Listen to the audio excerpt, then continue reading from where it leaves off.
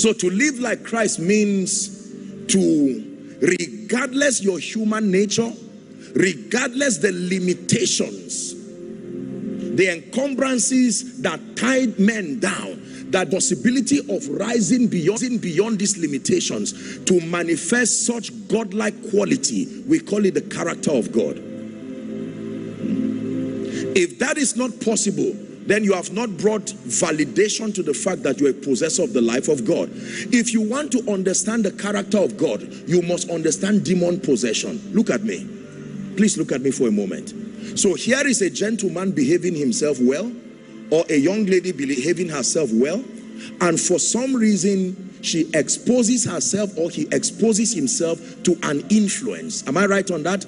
That influence comes in and tries to live its life through the person. So a lady who can sit quietly, when that influence comes on her, extraordinary abilities are manifested, extraordinary aggression. She can fight you and tear you down, and then later she calms down. You know the difference between her alone and her under the influence of a spirit. That's how the believer should be.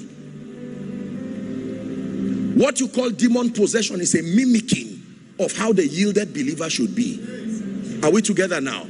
Because you should get to a point where it says, I have been crucified with Christ. Nevertheless, I live, yet not I. It's in your Bible. But Christ that lives in me, and that this life that I in the body, I live by another agency. It's called the faith of the Son of God, who loved me and gave himself for me.